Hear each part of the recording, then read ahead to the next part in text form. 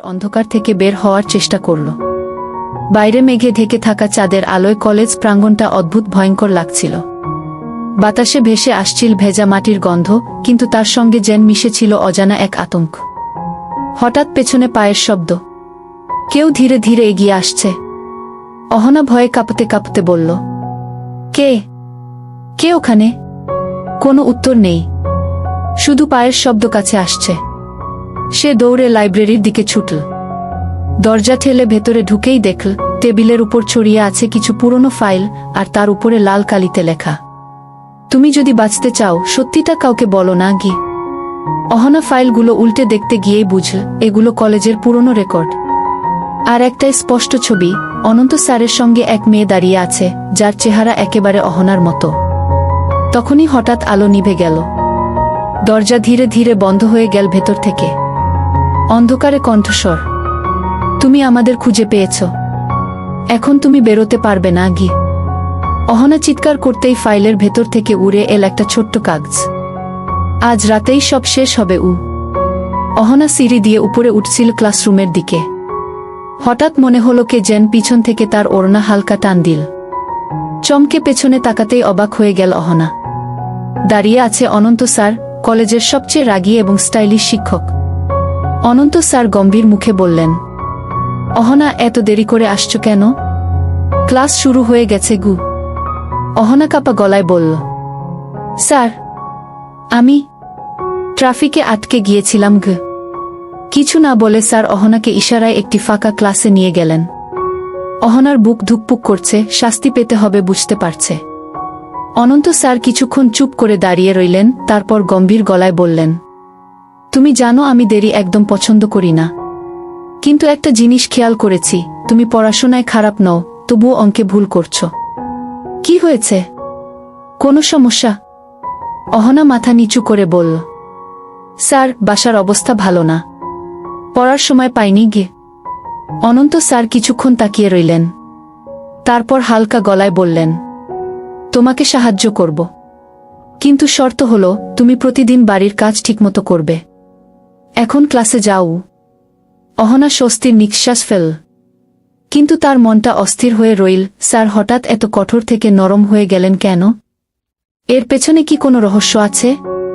ক্লাসে গিয়ে অহনা দেখে স্যার দূর থেকে মুচকি হাসছেন, অথচ এই স্যারের হাসি খুব কম দেখা যায়। অহনার মনে কেবল একটি প্রশ্ন, স্যার আমার প্রতি এত নজর দিচ্ছেন কেন? এর পিছনে কি কারণ লুকিয়ে আছে? 3 দিন ধরে অহনা কলেজে যায়নি। হাত পায়ের ব্যথা একদিকে আর মন খারাপ অন্যদিকে। মনে হচ্ছিল, স্যার আমাকে এত কড়া শাস্তি দিলেন কেন? ওনার চোখে এত রাগ কেন? 3য় দিন অহনা সাহস করে কলেজে ফিরল। ক্লাসরুমে ঢুকে চমকে উঠল। অনন্ত স্যারের ডান হাতে সাদা ব্যান্ডেজ, তার উপরে শুকনো রক্তের দাগ। অহনা ধীরে ধীরে পাশের মেয়েটির দিকে ঝুঁকে ফিসফিসিয়ে জিজ্ঞেস করল, এই শুনো, স্যারের হাতে কি হয়েছে?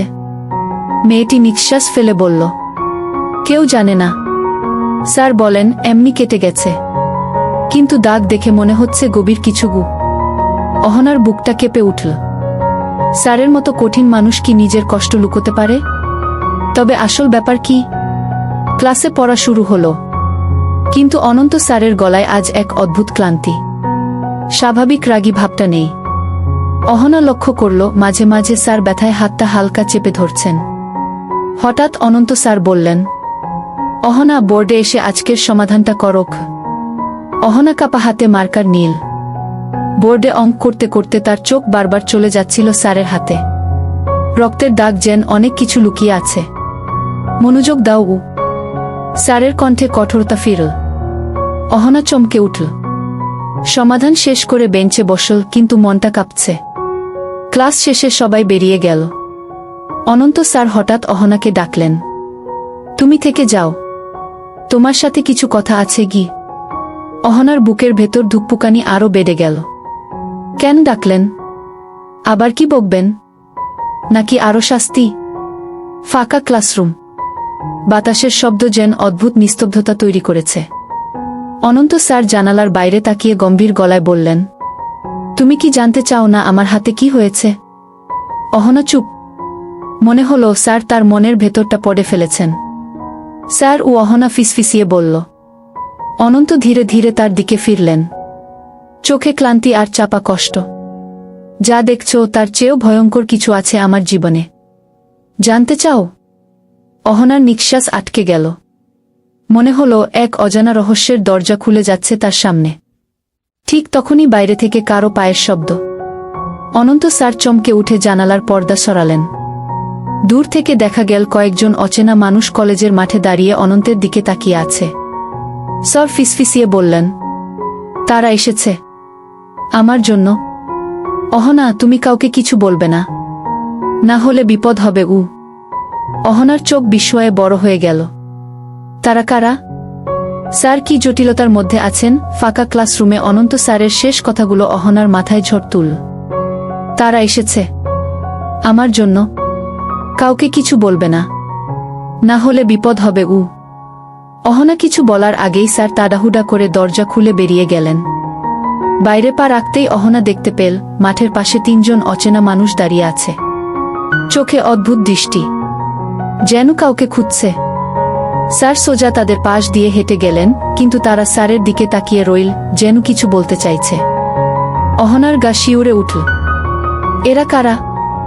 স্যারের সাথে এদের সম্পর্ক কি?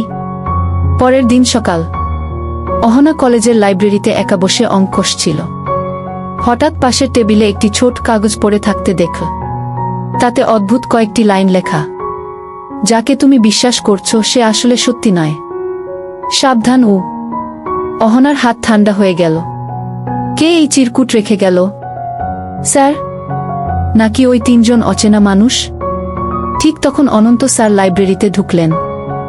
স্বাভাবিক মুখে বললেন, অহনা, কালকে তোমাকে ভয় পাইয়ে ফেলেছি, কিন্তু তুমি যেভাবে মনোযোগ দিয়ে পড়ছ, ভালো লাগল।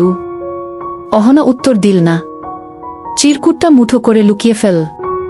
বিকেলে ক্লাস শেষ হলে অহনা কলেজের পেছনের বাগানের দিকে গেল, কারণ কাগজে আরও একটি লাইন ছিল। সত্য জানতে চাইলে বাগানের পুরনো শেডে এসো। অন্ধকার শেডের দরজাটা কড়মট করে খুলতেই অহনা দেখল ভেতরে এক অচেনা মানুষ দাঁড়িয়ে, মুখ আড়াল করা। সে ফিসফিসিয়ে বলল, তুমি অহনা? ওনার কাছাকাছি এসো না। উনি যাকে বলে শিক্ষক সেটা এক অভিনয় মাত্র। ওনার অতীত জানলে তোমার পৃথিবী কেঁপে উঠবে। অহনা চমকে গেল, কিন্তু তখনই পেছন থেকে আরেকটি কণ্ঠস্বর, গভীর, রাগী। এখানে কি করছো অহনা? ঘুরে দাঁড়াতেই দেখে অনন্ত স্যার। অনন্ত স্যারের রাগী কণ্ঠে পেছন থেকে ডাকা মাত্র অহনা কেঁপে উঠল।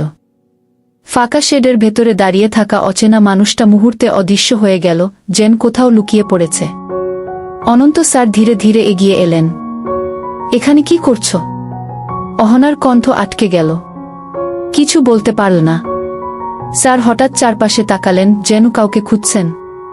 তারপর নিচু গলায় বললেন, কেউ তোমার সাথে কথা বলেছিল? অহনা মাথা নাড়ল, কিন্তু মনের ভেতর ভয় আর প্রশ্নের ঝড়। স্যার কি সব জানেন, নাকি তিনি এই রহস্যের মূল চরিত্র? স্যার বললেন, তুমি যা দেখেছ, যা শুনেছ, সব ভুলে যাও।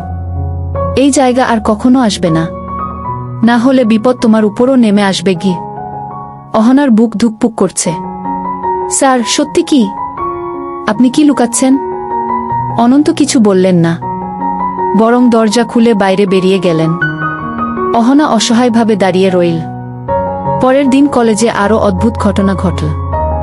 অনন্ত স্যারের গাড়ির কাছে লাল কালিতে লেখা, সময় শেষ, সত্য প্রকাশ করক। ক্লাসে স্যারের মুখে কোনো অভিব্যক্তি নেই, কিন্তু অহনা দেখল স্যারের চোখে আতঙ্কের ছায়া।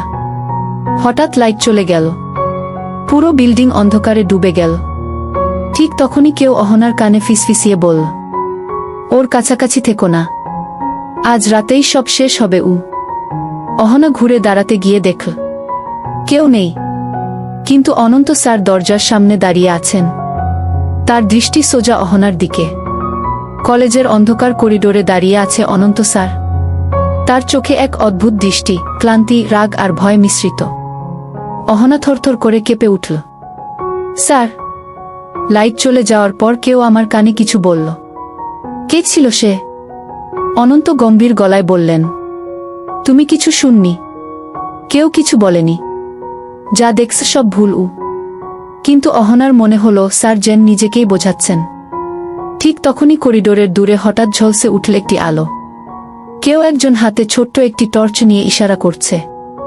অহনা ভয়ে জমে গেল। স্যার এক পা এগিয়ে বললেন, অহনা, তুমি ক্লাসরুমে ফিরে যাও। আজকের রাতটা শান্ত থাকুক। কিছু জানার চেষ্টা করো না গি। অহনা সাহস করে বলল, কিন্তু স্যার, আমি কেন বারবার টার্গেট হচ্ছি? কারা ওরা?